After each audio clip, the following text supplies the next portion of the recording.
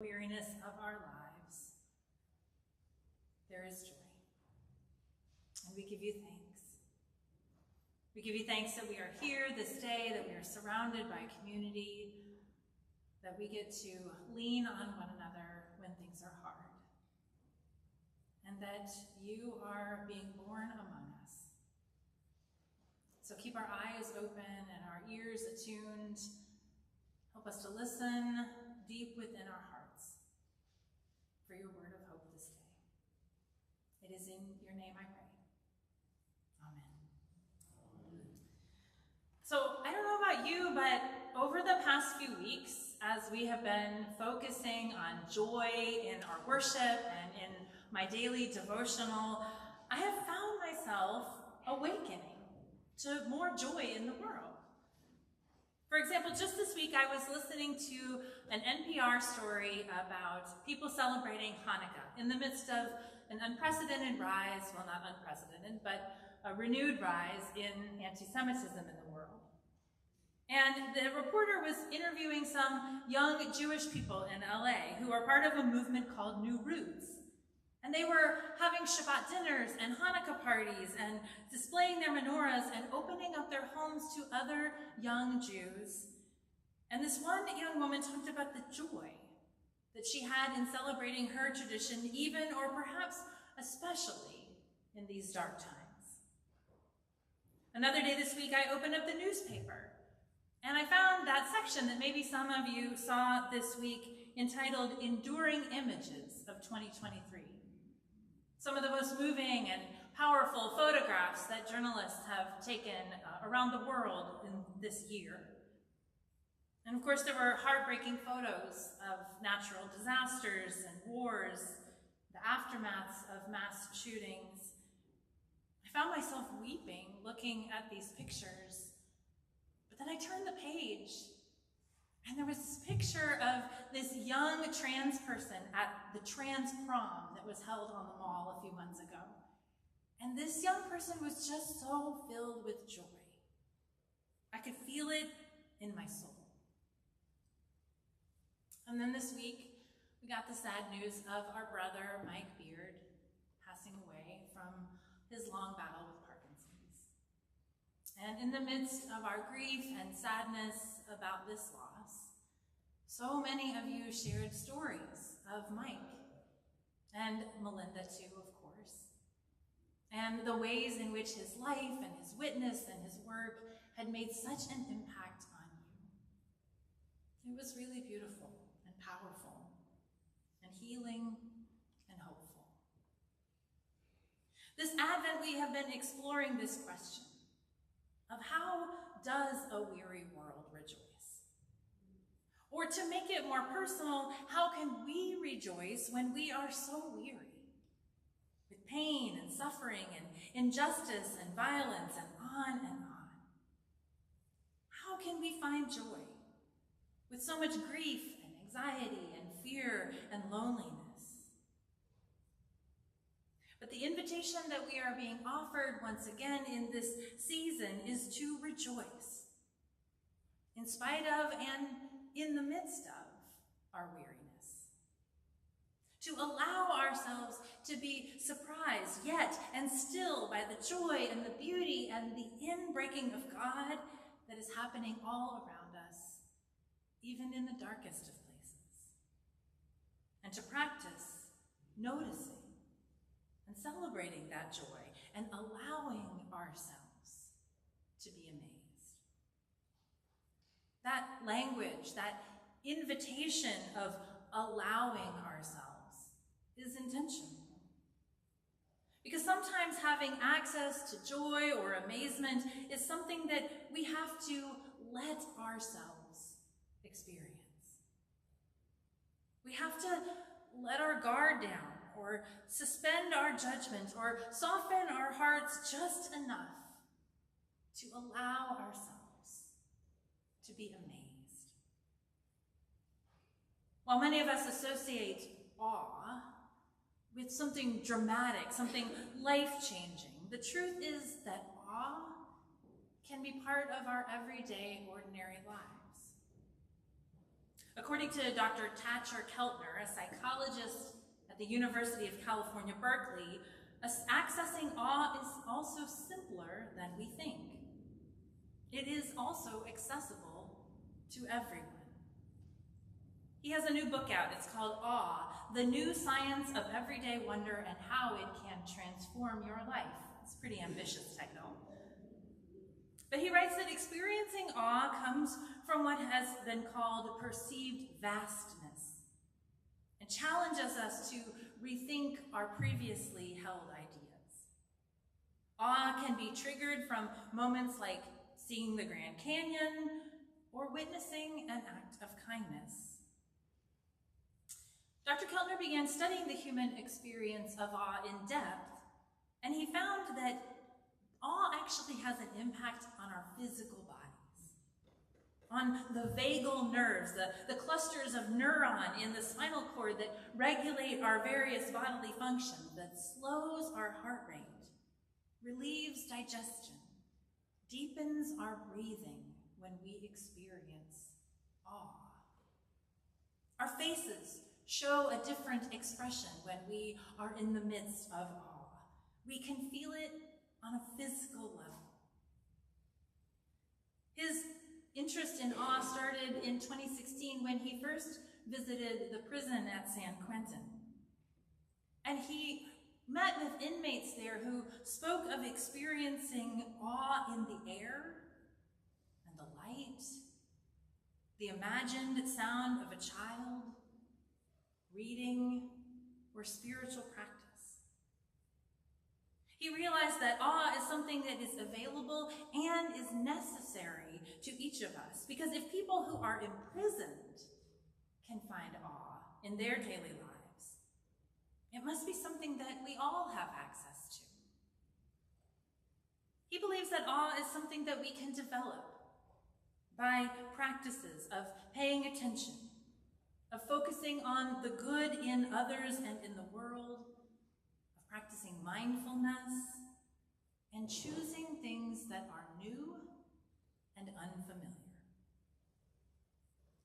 So maybe let's try some of these awe-cultivating practices this morning as we turn again to our scripture reading and we anticipate the birth of Jesus. Working through the Gospel of Luke, we begin with the story of the birth of Jesus' cousin, John. John, as we know, was the one who would prepare the way for the Messiah, to get God's people ready to receive Christ. He was born, as we know, to Elizabeth and Zechariah, a faithful couple who had endured years of childlessness until late in their life together. Eventually, God responded to their prayers and blessed them with a baby. We enter back into this story this morning just a week after John's birth, when Elizabeth and Zechariah have gathered their friends and their family and their community to celebrate their son's Brit Milah, the ritual that would fulfill the ancient covenant going back to the founder of the Abrahamic faith, Abraham, and would mark John as part of God's chosen people. You see, Elizabeth and Zechariah were people of tradition, of faithfulness. They kept the covenant and the laws of their faith. Zechariah was a priest. Elizabeth was the daughter of a priest. They must have been the kind of people that folks in the community looked to show the proper way to do things according to the religious tradition. And because of all of this, as they wait to hear the name that is given to this child, everyone just assumes that he will be named after his father, that then he will carry on the patrilineal line, perhaps even becoming a priest one day like his father Zechariah. After all, this is the tradition. This is how it's done. But then Elizabeth makes a surprising announcement. His name will not be Zechariah. No, she says. His name will be John. Wait, what? Nobody in your family has that name. What made you pick that weird name? Are you sure? What's your husband going to say about that? And so Zechariah asks for his tablet, the one he's been carrying around with him for 9 months, using it to communicate ever since the angel Gabriel silenced him. And he confirms what Elizabeth has said, but he changes the tense. His name is John. That settles it. And at that very moment, Zechariah's voice returns and he begins rejoicing and praising God. Zechariah's response to this incredible thing that has happened in his life is joy. It is awe and amazement. And when he bursts into singing, his family and his friends and his community, well, they can't help themselves. They join in too in the celebration, and his joy is contagious. This good news starts to spread throughout the hill country of Judea. The whole community is rejoicing. The joy is infectious. But I wonder if there was anyone there that day at Elizabeth and Zechariah's house who was resistant to this contagion of joy. The folks who are in the back of the room, kind of shaking their heads with disbelief at the whole event. Standing off to the side and whispering to each other, how could they be so disrespectful, cavalier, irresponsible? This is serious. What will this child be? And as the news spread throughout the community, you can imagine that as all of the neighbors were talking about the birth of this child, the possibility that God might be up to something new in their midst, there were probably a few behind closed doors, passing judgment, expressing doubt. They're not going to let themselves be too excited about this. After all, this isn't how things are supposed to work. You see, God had done something completely unexpected. Something surprising, shocking even, in bringing this child, John, into the world, in choosing Elizabeth and Zechariah to be the parents of the forerunner of the Messiah. God flipped the script, changed the narrative, rewrote the story. It's not that God hasn't or doesn't continue to work this way. It's just that sometimes it can make us uncomfortable when God chooses unlikely people and inconvenient situations to work in and through. When God breaks in when we have already given up hope and accepted that this is just the way things are going to be. When God comes along and messes up our status quo and disrupts our complacency and forces us to examine our assumed reality by inviting us to experience joy once again. I think we all know what it feels like when we can't quite join in the joy of the crowd. When we have within us just too much grief, or doubt, or disappointment, to allow ourselves to fully commit to the joy that everyone else seems to be feeling in this season.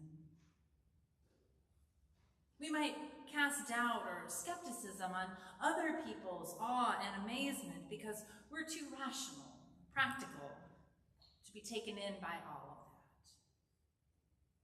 Or maybe we're trying to protect ourselves from the disappointment, or the rejection, or the hurt by not getting our hopes up too much, trying to manage our expectations and take a wait or see approach. And there's nothing wrong with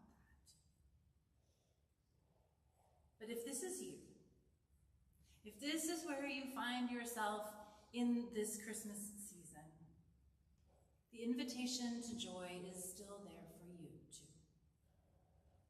The opportunity to allow yourself to be open to amazement, to be bowled over by God's grace, is being offered to you again and again. All you have to do is take it. Just allow yourself a little peek inside the envelope, a quick look at what's behind door number 2. Maybe you could let go for just a minute of your carefully managed expectations, or poke a small hole in that well-constructed wall of protection, and give yourself a chance to be amazed by joy. I recently listened to an interview with the poet laureate of Colorado, Andrea Gibson, who's a spoken word poet. And 2 years ago, they were diagnosed with stage 4 ovarian cancer. After 2 years of treatment, they learned that it was incurable. And so Andrea Gibson came onto the podcast entitled "We Can Do Hard Things" this past summer, and shared how their diagnosis had actually given them access to a deep joy that they had never before experienced in their life. This is part of what Andrea Gibson said on that podcast. Right before I got diagnosed, I had decided to write a newsletter called Things That Don't Suck. And this was 2 years ago, and a couple of weeks later, I got diagnosed, and I thought, shit. Can I say that? I'm supposed to write about things that don't suck with this happening, but it was perfect.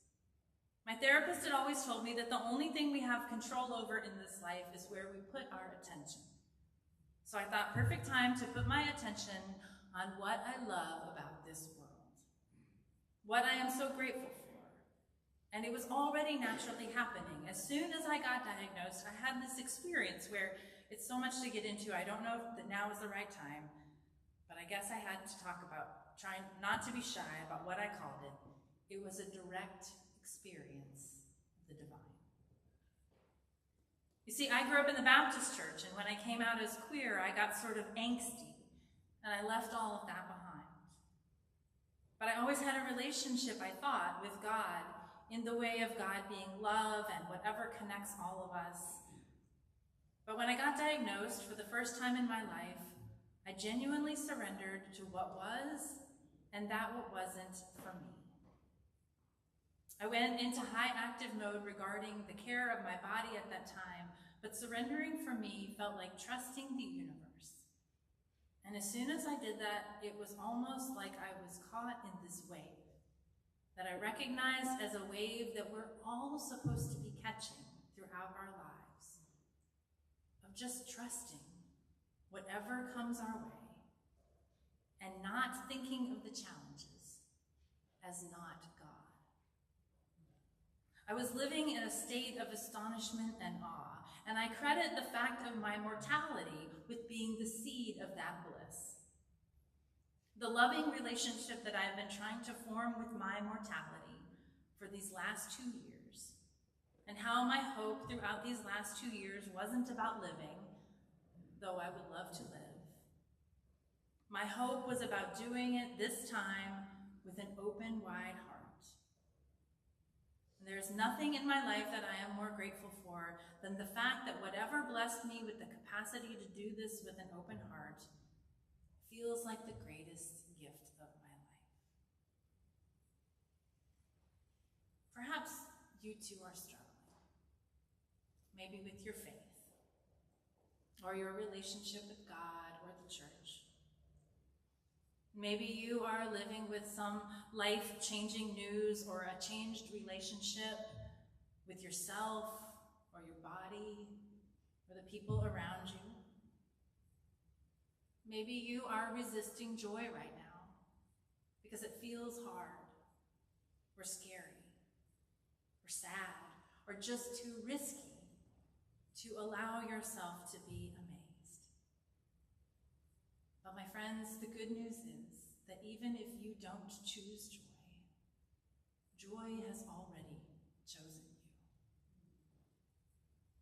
I want to leave you with this poem. It should have been a poem by Andrea Gibson, but it's not. It's a poem by Donna Ashworth entitled, "Joy Chose You." Joy does not arrive with a fanfare on a red carpet strewn with the flowers of a perfect life. Joy sneaks in as you pour a cup of coffee, watching the sun hit your favorite tree just right. And you usher joy away because you're not ready for her wild. Your house is not as it should be for such a distinguished guest. But joy, you see, cares nothing for your messy home, or your bank balance, or your waistline. Joy is supposed to slither through the cracks of your imperfect life. That's how joy works.